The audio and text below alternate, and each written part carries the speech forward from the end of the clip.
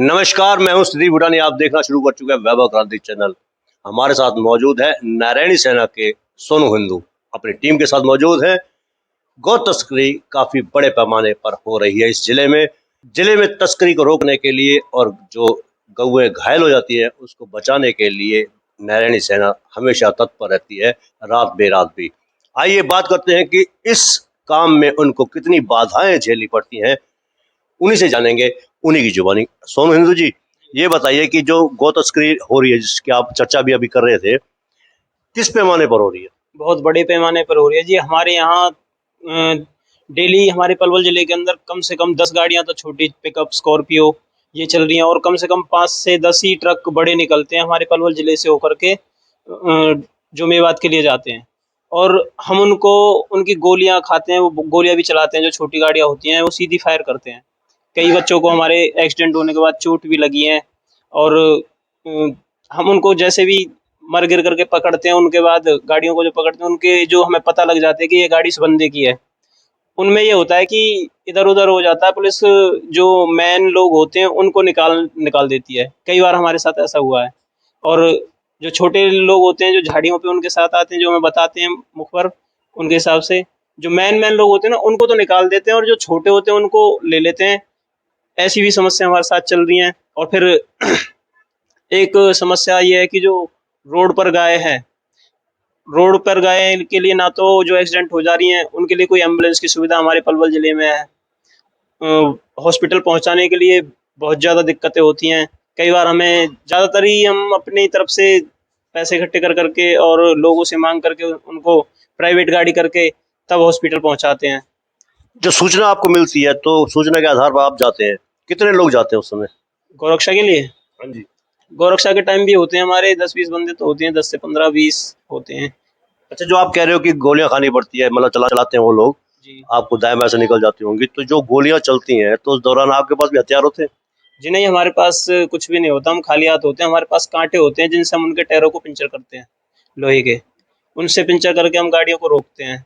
वो हम हमारे ऊपर सीधी ही फायरिंग करते हैं। कई बार हमारी गाड़ियों में गोलियां लगी हैं, वो हमने कई बार पुलिस को दिखाया भी है कि हमारी गाड़ियों में गोलियां लगी हैं, छर्रे लगे हैं। कई बार हमने कई थानों में अभी कुछ दिन पहले एक स्कॉर्पियो पकड़ी थी वाइट, हमने यहाँ बामनी खेड़े, तो वहां पर हमारी गाड़ी में छर्रे लगे थे 17। और उसी में हम पीछा कर रहे थे स्कॉर्पियो के, उसी दौरान हथीन के 2 बंदे थे, उनके हाथों में छर्रे लगे थे। तो उस पे भी मतलब वो तो हुई है। उसके बाद भी ज़्यादातर जो छोटी गाड़ियाँ स्कॉर्पियो, पिकअप ये तो 100% फायरिंग करती ही हैं। तो उनकी फायरिंगों का जवाब हम पे सिर्फ हमारा काँटा होता है। काँटे से अगर हम आगे अपनी एक टीम भेज करके काँटा लगा करके टायर ही फाड़ते हैं, तभी गाड़ी काबू आती है। या फिर वो उल्टी सीधी हरकत हो जाए, उनकी पलट जाए या कहीं फंस जाए, तो वो छोड़ कर के भागते हैं। अच्छा, जब आप पकड़ते हैं उनको तो पकड़ के पुलिस के हवाले करते हैं, पुलिस मुकदमा भी तो दर्ज करती होगी उनके ऊपर? जी, पुलिस मुकदमा दर्ज कर देती है। कई बार हमारे संग ऐसा हुआ है, जो हमने बंदों के नाम दिए, पुलिस ने कई मेन तस्करों के, जो अभी थोड़ी देर पहले मैं आपको बता रहा था, जो मेन उनके होते हैं ना, बड़े बड़े लेवल के तस्कर होते हैं, उनके नाम पुलिस ने निकाल दिए हैं, कई तस्करों के निकाल दिए हैं। फिर मतलब इसमें क्या मान कर चलते हैं कि क्यों निकाले जाते हैं? उसमें पुलिस का कुछ लेना देना होगा, उन तस्करों से सेटिंग हो जाती होगी उनकी, इसलिए होते हैं वो। पॉलिटिकल प्रेशर भी होता है, कोई राजनीतिक संरक्षण? कई बार ये ऐसा भी होता है पॉलिटिकल की। मैं आपको बताऊं, हमारे यहाँ पहले राधेश्याम एसएचओ थे, बहुत अच्छे एसएचओ साहब थे वो, और उन्होंने बहुत अच्छा काम किया था गौ वंश के लिए और गौ तस्करों के खिलाफ। उनके लिए राजनीतिक दबाव ये हुआ कि उनको यहाँ पलवल में रहने ही नहीं दिया। पलवल के बाद उनको मेवात भेज दिया गया। मेवात में भी ये बता रहे हैं उनको पुलिस लाइन में घेरा हुआ है। वो इतने अच्छे अफसर हैं, उन्होंने नाक में दम कर दिया था। वो कुछ दिन उटावड़ रहे थे, उटावड़ से तस्कर छोड़ छोड़ कर भाग गए थे उटावड़ को। अच्छा, गौ सेवा आयोग बना हुआ है हरियाणा का, तो उसमें आपको मदद मिलती है?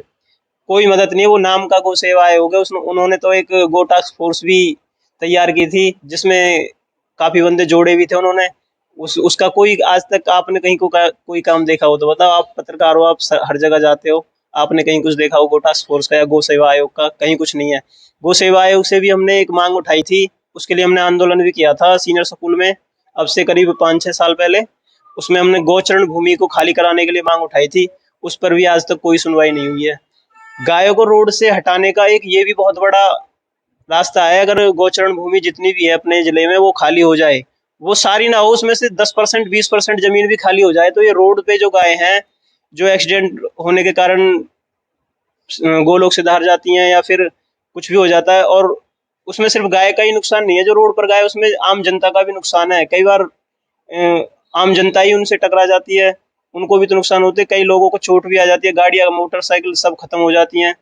तो ये भी हमारी मांग है कि गोचरण भूमि है उसमें से कुछ तो खाली करो, जो रोड पर गाय हैं उनको हम एक जगह इकट्ठा करके एक जगह पालन पोषण का कार्य कर सकें। अच्छा, आपने डिमांड भी की थी एम्बुलेंस के लिए, जी गाड़ी के लिए, कहाँ तक पूरी हुई है? डिमांड पूरी हुई है नहीं हुई?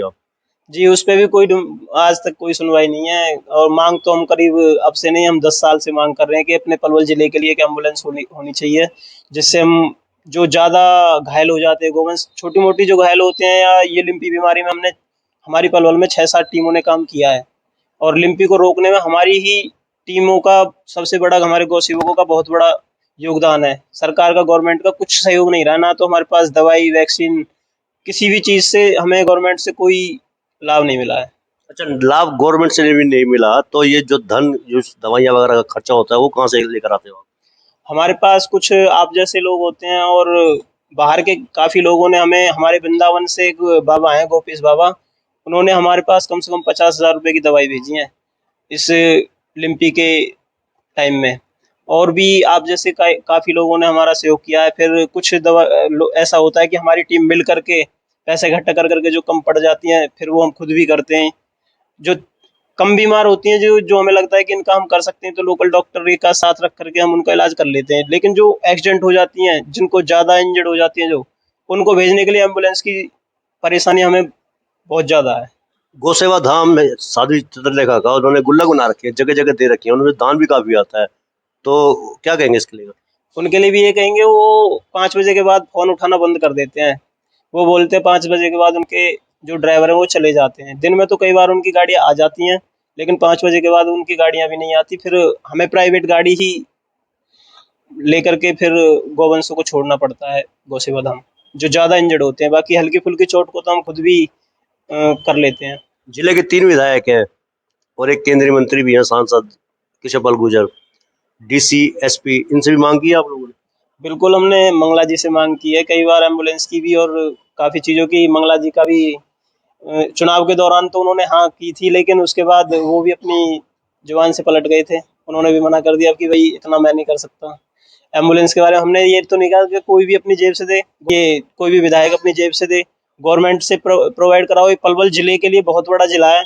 पलवल शहर में डेली 5 से 10 गाय एक्सीडेंट हो जाती हैं, उनसे लोगों को भी चोट पहुँचती है। तो या तो पलवल के आस-पास ही कोई ऐसा हॉस्पिटल बनाया जाए कि जो हमें भी वहाँ तक ना, होडल तक ना ले जाना पड़े, हम यहीं कहीं पहुँचा दें। कोई अगर ऐसा हो जाए कि भाई छोटा-मोटा हॉस्पिटल यहीं, जो ज़्यादा इंजर्ड गाय हैं उनके लिए यहीं इलाज हो जाए, और वो ना हो तो फिर एम्बुलेंस तो कम से कम होनी ही चाहिए हमारे पलवल के लिए, जो हम रात-बिरात कभी भी लेकर के और गोवंशों को वहाँ पहुँचा दें हॉस्पिटल। तो ये थे हमारे बीच में नारायणी सेना के सोनू हिंदू और उनकी टीम ने अपनी मांग दोहराई है कि जिले में गायों की काफी गंभीर समस्या बनी हुई है। सड़क पर लावारिस हालत में गायों को देखा जा सकता है और सड़क पर घायल होते हुए देखा जा सकता है। घायल गौओं को इलाज के लिए या तो अस्पताल बनाया जाना चाहिए या फिर एम्बुलेंस या कोई वाहन उपलब्ध कराना चाहिए सरकार को। सरकार काफी मदों में खर्च करती है, लेकिन गौओं की तरफ ज्यादा ध्यान नहीं दिया जाता है। सरकार को भी चाहिए कि अगर वो वास्तव में ही गौओं के हितैषी है तो सबसे पहले इस काम को करे, एम्बुलेंस मुहैया कराए, वाहन मुहैया कराए, और गौचरण की जो जमीन है सारी नहीं तो कम से कम कब्जे में से 10% भी हटा दी जाए, ले ली जाए, तो काफी समस्याओं का हल हो सकता है। सड़कों पर गाय दिखाई नहीं देगी। पलवल से सती भूटानी, मेरा आपसे अनुरोध है कि यूट्यूब चैनल को आप लाइक करें, सब्सक्राइब करें, कमेंट बॉक्स में जाकर अपनी एक प्रतिक्रिया दें और इस लिंक को आप ज्यादा से ज्यादा शेयर भी करते। धन्यवाद। जय हिंद, जय भारत।